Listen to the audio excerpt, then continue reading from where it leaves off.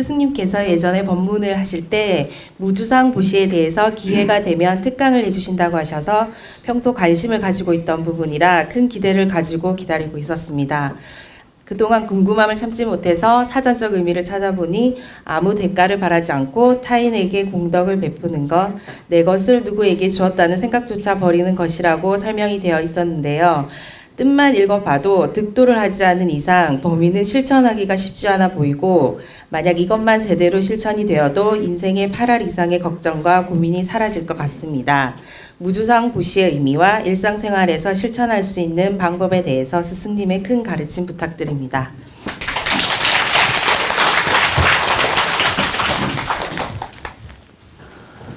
여기에 절에 다니시는 분이 많이 계시죠? 근데 이제 절에 다니시면 그 불법에서 무주상 보시하라. 무주상 보시가 진정한 보시다. 이런 그 말씀을 많이 듣게 될 것입니다. 근데 이제 그 무주상 보시라는 말이 이 금강경에서 이렇게 하나의 그 논리가 만들어진 내용입니다. 금강경에서 천명된 내용으로서 그 상법에 매이지 말고, 상과 법에 매이지 말고 자연스럽게 그 법을 나누고 가르침을 베풀고, 또 그 어떤 물질 에너지든 법의 에너지든 모두에게 상의 없이 베풀어라. 베푼다는 상조차 없이 베풀어라. 어떤 법에도 매이지 말고 상에도 매이지 말고 집착 없이 조건도 이유도 없이 베풀어야 된다. 그게 진정한 보시다. 이런 뜻으로서 이제 금강경에서 나온 말입니다. 근데 이제 불가에서는 이것을 정말 불교의 이념처럼 많이 여러분들한테 가르치고 지금까지 써왔습니다. 정말 그 무주상 보시라는 말은 아주 거룩하고 훌륭한 말씀이에요. 거룩하고 훌륭한 말씀인데 이것을 잘못 이해하게 되면 어떤 현상이 생기냐? 착한 감정에 빠져서 분별력 없는 행을 할 수 있습니다. 그러니까 조건도 이유도 없이 좋은 일 하라고 하니까 정말 순수해야 된다. 깨끗해야 된다. 그래서 그 착한 감정에 빠져서 조건도 없이 어려운 사람 보면 베풀어야 되고 좋은 일을 해야 되고 막 이렇게 내 걸 줘야 되고 이렇게 착각할 수 있어요. 그래서 여러분들이 이 무주상 보시를 잘못 이해하면 절대 안 된다. 제가 오늘 이것을 바르게 분별력 있게 풀어드릴 것입니다. 이 무주상 보시의 참뜻은 내가 어떤 좋은 일을 하든 어떤 법을 설하든 또 어떤 물질로 보시를 하든 이 상에 매이지 말고 내가 뭘 했다는 집착에 매이지 말고 내가 무슨 행을 한 거에 대해서 대가를 바라지 말고 이 상에 집착하지 말라는 뜻이지, 함부로 내 물질 에너지나 정신 에너지나 배움 에너지를 함부로 쓰라는 뜻은 절대 아니에요. 이것을 잘못 이해하면 그렇게 판단할 수 있어요. 하느님이 우리에게 물질을 준 것은 이 물질을 바르게 쓰라고 주었지 함부로 쓰라고 준 적이 없고, 지식도 바르게 잘 쓰라고 주었지 함부로 쓰라고 준 적이 없어요. 깨달음도 바르게 쓰라고 주었지 함부로 쓰라고 준 적이 없다. 그래서 그 옛날 그 성현의 말씀에 비인부전이라는 말이 있습니다. 어떤 법을 전할 때는 비인부전, 사람이 아니면 전하지 마라. 그러니까 내가 깨우침이나 물질 에너지나 어떤 법을 전할 때 그 사람이 받을 자격이 없고 받을 복이 없고 받을 준비가 안 돼 있을 때는 함부로 그 법을 전하지 말란 뜻이에요. 제가 상담을 하면서 이분한테 이 방법을 꼭 전해주고 싶은데 때가 안 돼서 말을 못할 때도 있어요. 또는 이분이 자격을 못 갖추어서 전하지 못할 때도 있고, 때로는 이분이 알아듣지 못해서 전하지 못할 때도 있고, 이렇게 바르게 분별을 해서 적절하게 전달할 때 이게 득이 되고 도움이 되는 것이지, 분별력 없이 상의 없이 전하라고 해서, 그러니까 조건 없이 상의 없이 법이 없이 전하라고 해서 그냥 아무 때나 분별력 없이 내가 물질 보시도 하고 또 뭐 깨우침 보시도 하고 공부 보시도 하고 지식 보시도 하고 이런 것이 과연 마땅하냐? 옳지 않다.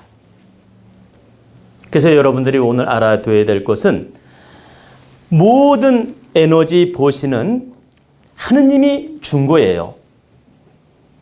내가 가지고 있지만 하느님이 준 것이다. 그렇기 때문에 내가 베풀 때는 상을 갖지 마라.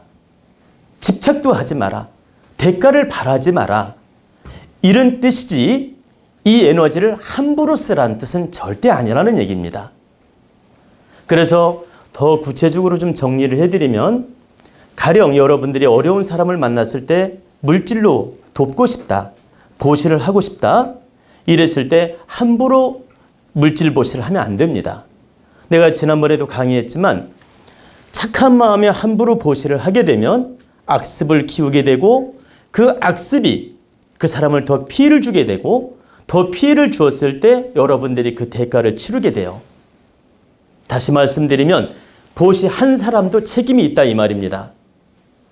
하나만 더 예를 들면, 정말 못된 인간한테, 사기꾼 같은 인간한테 내가 불쌍하다는 마음으로 함부로 보시를 했어요. 그래가지고 그 물질 에너지를 그 사기꾼 같은 인간이 잘못 썼어. 그러면 준 사람한테도 책임이 있다. 보시 한 사람한테도 책임이 있다. 그 과보가 보시 한 사람한테도 돌아온다는 뜻이에요. 여러분, 그 증거를 한번 대볼게요. 여러분, 지금까지 착하게 살고 정말 좋은 일 많이 했는데 어려워지고 뒤통수 맞는 일 많이 있었죠? 돈 빌려주고 뒤통수 맞고, 돈 빌려주고 돈 떼이고 욕먹고,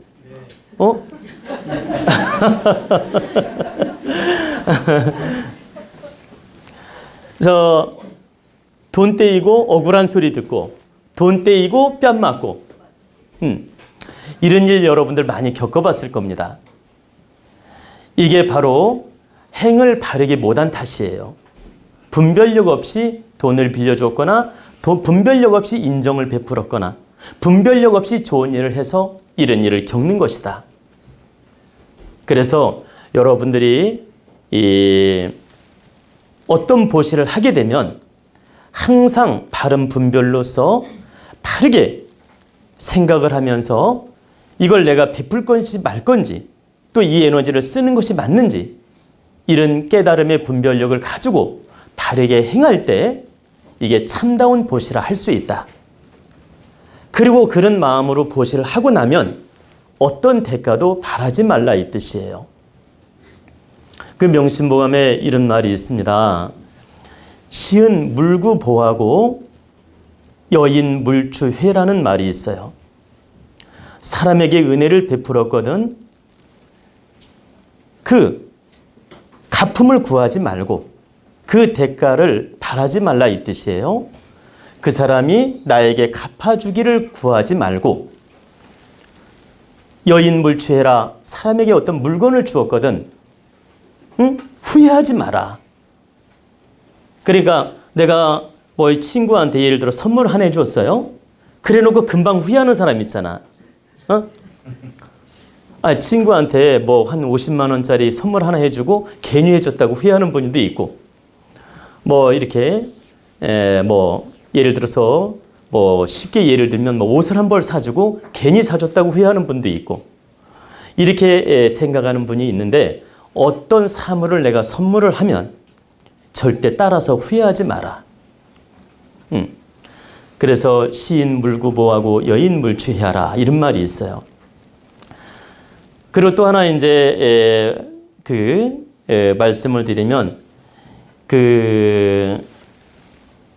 이건 내가 아주 예전에 어떤 문장에서 본 내용인데, 내가 하도 오래돼서 기억이 좀 암울한데, 그냥 뜻을 나는 알기 때문에 지금 문장을 기억하는 겁니다. 그러니까 이 말이 무슨 말이냐면, 인지 유덕 어와야 얻은 불망야요, 불망야하고 이 오지 유덕어야 얻은 불가불망야라. 이 말이 무슨 말이냐면, 사람에게 내가 덕을 보았거든 절대 잊지 말고, 내가 어떤 사람에게 덕을 베풀었거든 그건 잊어야지. 불가불망이라는 것은 잊지 아니치 말 것이니라, 이 소리예요. 한문은 그렇게 많이 쓰거든. 가히 잊지 아니치 마라. 아주 역설적으로 막 이렇게 쓴 겁니다. 처음에는 사람에게 내가 어떤 덕을 보았으면 절대 잊지 말 것이고, 내가 저 사람한테 덕을 베풀었으면 그건 마음에 두지 마라, 이 소리예요. 결론은 잊지 아니치 말 것이니라. 이해되십니까? 어떤 사람한테 내가 덕을 보면은 절대 잊지 말고 갚으려는 마음을 가져야 되고, 내가 누구한테 좋은 일을 하거들랑 그걸 받기를 구하거나 기억에 남기지 마라. 집착으로도 남기지 마라.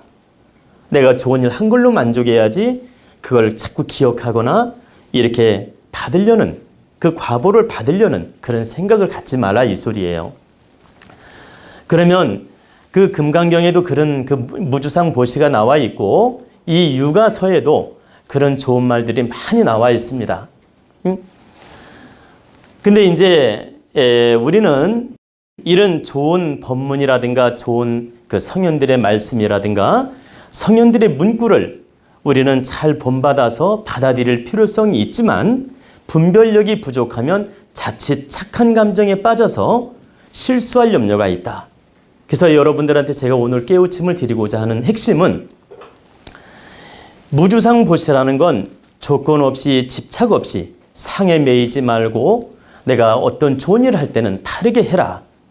그리고 내가 좋은 일을 했으면 그거에 어떤 갚음을 바라지도 말고 대가를 바라지도 말고 집착도 하지 마라. 이런 핵심의 뜻인데, 이 뜻을 잘못 이해하면 그 착한 마음으로 내가 무조건 좋은 일을 하라고 이렇게 들릴 수 있어요. 근데 그게 아니다. 항상 여러분들은 바른 분별력을 가지고 바르게 깨우치고 바른 분별력을 가지고 해야 됩니다. 분별력 없이 좋은 일을 하는 것은 착한 것이지 바른 건 아니에요. 여러분들이 바르게 깨우치지 못하고 분별력 없이 누구에게 베풀거나 좋은 일을 하는 것은 착한 마음이에요. 그러나 절대 바른 건 아니다. 제가 늘상 바르게 살으라고 했듯이 여러분들이 항상 좋은 일을 하더라도 이게 행하는 게 맞는 것인지 아닌지 바르게 분별할 줄 알고 행해야 된다. 하나만 더 예를 들어주면, 절에 가서 여러분들이 좋은 마음으로 불전에 시주를 해요. 그럼 여러분들 불전에다가 10,000원 집어넣고 나서 부처님 대가를 바라는 마음으로 옵니까? 그냥 조건 없이 10,000원 합니까? 어떤 분은 복이 오기를 바라죠. 10배, 100배, 1000배로. 그리고 어떤 분은 그냥 조건도 이유도 없이 그 불전을 놓고 그냥 오는 분도 있고. 그죠? 누가 조건 없이 본다겠어요? 조건 있이 온다겠어요? 근데 대부분 우리 중생심은 불전에다 10,000원을 넣고 올 때, 그 있잖아, 불전함. 그 불전함에다가 10,000원을 넣고 올 때, 나름대로 내가 이렇게 복을 지었으니 그 복을 받겠지. 그 10배, 100배 공답을 기대하는 마음으로 그 불전을 놓고 옵니다. 근데 여러분들이 그 불전함에 10,000원을 넣고 오더라도 부처님 이렇게 인연을 주셔서 감사합니다. 내가 오늘 이 절에 와서 기도할 수 있게 도와주셔서 감사합니다. 이 은혜에 감사하는 마음으로 불전을 놓고 가겠습니다. 이것은 조건이 없는 거예요. 근데 여기다 10,000원 넣고 가면 우리 아들 합격하겠지? 우리 딸 입시 합격하겠지? 그리고 우리 남편이 잘 되겠지? 이런 기대 심리로 10,000원을 넣는 것은 무주상 보시가 아니다 이 소리예요. 그래서 여러분들이 이 무주상 보시의 핵심은 감사함으로 행하라는 뜻이에요. 모든 행을 감사함으로 행하라. 그리고 거기에 이유도 조건도 상을 갖지 마라. 이런 뜻이지 분별력 없이 함부로 착한 마음으로 행하라 이 뜻은 아니라는 얘기입니다. 그래서 여러분들이 이 무주상 보시에 대해서 정확하게 이해를 하고 앞으로 절에 가서 기도를 하든 또 어려운 사람을 돕든 바르게 분별력을 가지고 행해야 된다. 그럴 때 그 공답이 커지고 내가 조건을 바라지 않더라도 그 공답을 바라지 않더라도 여러분들한테는 하늘이 반드시 그 복으로 돌려줍니다. 근데 오히려 내가 그 조건을 바라고 하면 그 공덕은 작아집니다. 그래서 하나 더 인용을 하면 명심보감이 있는 말이에요. 박시 후망자는 불보하고 귀망천자는 불군이라. 적게 베풀고 두텁게 나한테 돌아오기를 바라는 사람은 하느님이 공덕으로 갚아주지 않는다. 그리고 귀망천자는 불군이라. 내가 귀한 자리에 있다고 해서 어려운 사람, 천한 사람을 가벼이 여기고 멸시한다면 그 귀한 자리는 오래가지 못하느니라. 이런 뜻이에요. 그래서 내가 조금 좋은 일 해놓고 큰 공답이 오기를 바라지 마라. 내가 조금 좋은 일 해놓고 공답이 오기를 바란다면 이것은 오히려 하느님이 크게 은혜로 공답으로 돌려주지 않는다 이 소리예요.